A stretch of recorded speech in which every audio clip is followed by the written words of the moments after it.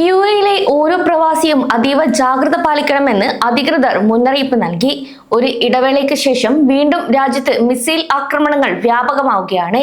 ഇന്നലെ ഇറാനിൽ നിന്ന് വിക്ഷേപിച്ച മിസൈലുകളെയും ഡ്രോണുകളെയും യുഎഇ വിജയകരമായി തന്നെ തടഞ്ഞു. ഇതോടെ രാജ്യത്ത് അതീവ ജാഗ്രതാ നിർദ്ദേശമാണ് നൽകിയത്. താൽക്കാലികമായി വെടിനിർത്തൽ പ്രഖ്യാപനം വന്ന സമയങ്ങളിൽ ഇത്തരം ആക്രമണങ്ങളിൽ നിന്ന് ആശ്വാസമുണ്ടായെങ്കിലും കഴിഞ്ഞ കുറച്ച് ദിവസങ്ങളായി ഗൾഫ് മേഖലയിലുടനീളം സംഘർഷങ്ങൾ വർദ്ധിച്ചുകൊണ്ടിരിക്കുകയാണ്. കൂടാതെ സൈനിക പ്രവർത്തനങ്ങൾ നമ്മുടെ ദൈനംദിന ജീവിതത്തെ ബാധിച്ച് തുടങ്ങിയിരിക്കുന്നതായും അറിയിച്ചു. ഇന്നലെ മെയ് 4 പുറത്തു വന്ന റിപ്പോർട്ടുകൾ അനുസരിച്ച് ഇറാനിൽ നിന്ന് വിക്ഷേപിച്ച മിസൈലുകളെയും ഡ്രോണുകളെയും യുഎഇ വിജയകരമായി തന്നെ തടഞ്ഞിട്ടുണ്ട്. ഇന്നലെ 12 ബാലിസ്റ്റിക് മിസൈലുകളും 3 ക്രൂയിസ് മിസൈലുകളും 4 ഡ്രോണുകളും പ്രതിരോധ മന്ത്രാലയം തകർത്തതായി ഔദ്യോഗികമായി അറിയിക്കുകയും ചെയ്തു. ഈ മിസൈലുകൾ തകർക്കപ്പെടുമ്പോഴുണ്ടാവുന്ന ശബ്ദം ഇന്നലെ നമ്മൾ വിവിധ എമിറേറ്റുകളിൽ നിന്നും കേട്ടിരുന്നു. അതുകൊണ്ട് ഇത്തരം ശബ്ദങ്ങൾ കേൾക്കുമ്പോൾ ആരും പരിഭ്രാന്തരാകാതെ അധികൃതർ നൽകുന്ന നിർദ്ദേശങ്ങൾ എല്ലാവരും പാലിക്കണം. ഇനി ഇതെല്ലാം നിസ്സാരമല്ലേ എന്ന് കരുതി നിർദ്ദേശങ്ങൾ പാലിച്ചില്ലെങ്കിൽ തക്കതായ ശിക്ഷ തന്നെ നിങ്ങൾക്ക് ലഭിക്കും. സംഘർഷം ആരംഭിച്ചതു മുതൽ ഇതുവരെ 549 ബാലിസ്റ്റിക് മിസൈലുകളും 2260 ഡ്രോണുകളുമാണ് യുഎഇ സൈന്യം ആകാശത്ത് വെച്ച് തന്നെ ഇല്ലാതാക്കിയത്. അതിനാൽ തന്നെ ഇത് നമുക്ക് നൽകുന്ന ആത്മവിശ്വാസം ചെറുതല്ല. എങ്കിലും ഫുജൈറ പോലുള്ള മേഖലകളിൽ പരിക്കുകൾ റിപ്പോർട്ട് ചെയ്തിട്ടുണ്ട്.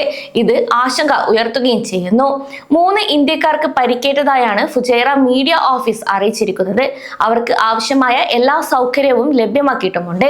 ഇനി വ്യാജ വാർത്തകൾ കാണുകയാണെങ്കിൽ തന്നെ അത് വിശ്വസിക്കാതെ ഔദ്യോഗിക ഉറവിടങ്ങളിൽ നിന്നുള്ള വാർത്തകൾ മാത്രം വിശ്വസിക്കുക. കൂടാതെ ഒരു പ്രവാസി എന്ന നിലയിൽ ഇപ്പോൾ നിങ്ങളുടെ ഏറ്റവും വലിയ ഉത്തരവാദിത്തം എന്നത് അധികൃതർ നൽകുന്ന നിർദ്ദേശങ്ങൾ പാലിക്കുക എന്നത് മാത്രമാണ്. യുഎഇയിൽ ഇതുവരെ ഏകദേശം 227 പേർക്ക് പരിക്കേറ്റതായാണ് ഔദ്യോഗിക കണക്കുകൾ പറയുന്നത്. ഇതിൽ എമിറാത്തികൾ മുതൽ ഇന്ത്യക്കാർ, പാകിസ്ഥാനികൾ, ഫിലിപ്പീനുകൾ എന്നിങ്ങനെ 30ഓളം രാജ്യങ്ങളിൽ നിന്നുള്ളവരുണ്ട്. ഒപ്പം മരണസംഖ്യ 10ലേക്ക് എത്തിയതായും റിപ്പോർട്ടുകളിൽ പറയുന്നു. ഇതിൽ ഇന്ത്യ, പാകിസ്ഥാൻ, നേപ്പാൾ തുടങ്ങിയ രാജ്യങ്ങളിൽ നിന്നുള്ള സാധാരണക്കാരായ സിവിലിയന്മാരും ഉൾപ്പെടുന്നു. എന്നാൽ ഈ കണക്കുകൾ അധികൃതർ പുറത്തുവിട്ടത് പേടിപ്പിക്കാനല്ല, മറിച്ച് മുൻകരുതൽ എടുക്കണമെന്നും കാര്യങ്ങൾ എങ്ങനെയാണ് എന്ന് വ്യക്തമായി പറയുകയാണ്. അതേസമയം വരും ദിവസങ്ങളിൽ പ്രവാസികൾ ഉൾപ്പെടെയുള്ളവർ പുറത്തിറങ്ങുമ്പോൾ അതീവ ജാഗ്രത പാലിക്കണമെന്നും അനാവശ്യ യാത്രകൾ ഒഴിവാക്കണമെന്നും അധികൃതർ ആവർത്തിച്ച് പറയുന്നുണ്ട്. യുഎഇ പ്രസിഡന്റിന്റെ നയതന്ത്ര ഉപദേഷ്ടാവ് അൻവർ ഗർഗാഷ് പറഞ്ഞതുപോലെ സാധാരണക്കാരെ ലക്ഷ്യം വെക്കുന്നത് ഒരു ഭരണകൂടത്തിന്റെ ധാർമ്മിക പാപ്പരത്വമാണ്. ഈ ഒരു പ്രതിസന്ധിയെ യുഎഇ ശക്തമായി നേരിടുമെന്നും രാജ്യം ഉറപ്പു നൽകുന്നുണ്ടെന്നും അദ്ദേഹം വ്യക്തമാക്കി. കൂടാതെ വീണ്ടും സംഘർഷാവസ്ഥ വന്നതോടെ മെയ് 5 ചൊവ്വാഴ്ച മുതൽ മെയ് 8 വെള്ളിയാഴ്ച വരെ യുഎഇയിലുടനീളമുള്ള സ്കൂളുകൾ, നഴ്സറികൾ, സർവകലാശാലകൾ എന്നിവ വിദൂര പഠനത്തിലേക്ക് മാറുന്നതായും അറിയിച്ചു. ദുബായിലെ KHDA, ഷാർജ എഡ്യൂക്കേഷൻ അതോറിറ്റി എന്നിവർ ഈ ഒരു നിർദ്ദേശം കർശനമായി പാലിക്കാൻ സ്വകാര്യ സ്ഥാപനങ്ങൾക്കും നിർദ്ദേശം നൽകിയിട്ടുണ്ട്. അതിനാൽ ക്ലാസുകളിൽ കുട്ടികൾ കൃത്യമായി പങ്കെടുക്കുന്നുണ്ടെന്ന് മാതാപിതാക്കൾ ഉറപ്പുവരുത്തണം. ഇത് വെറുമൊരു അവധിയല്ല, മറിച്ച് സുരക്ഷ മുൻനിർത്തിയുള്ള ഒരു ക്രമീകരണം മാത്രമാണ്. കൂടാതെ മെയ് 8 സാഹചര്യം വീണ്ടും വിലയിരുത്തിയ ശേഷമേ ക്ലാസുകൾ നേരിട്ട് പുനരാരംഭിക്കുന്ന കാര്യത്തിൽ ഒരു തീരുമാനമെടുക്കുകയുള്ളൂ. അതുവരെ കുട്ടികൾ വീടുകളിൽ തന്നെ സുരക്ഷിതരായി തുടരട്ടെ. അഡ്മിനിസ്ട്രേറ്റീവ് സ്റ്റാഫുകൾക്കും ഈ ഒരു ഇളവ് ബാധകമാണ്. വീട്ടിലിരുന്ന് ജോലി ചെയ്യാനും പഠിക്കാനും സാധിക്കുന്ന ഈ ഒരു സൗകര്യം പ്രയോജനപ്പെടുത്തി സുരക്ഷിതരായിരിക്കേണ്ടതാണ്. അതേസമയം ഈ സമയങ്ങളിൽ യാത്ര പ്ലാൻ ചെയ്യുന്ന പ്രവാസികൾ ഇപ്പോൾ വലിയൊരു ആശയക്കുഴപ്പത്തിലാണ്. വിമാന സർവീസുകൾ തടസ്സപ്പെടുമോ എന്നതാണ് പലരുടെയും പേടി.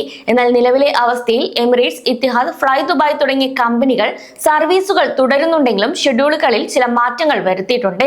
കൂടാതെ എയർ അറേബ്യ പരിമിതമായ സർവീസുകൾ മാത്രമാണ് നടത്തുന്നത്.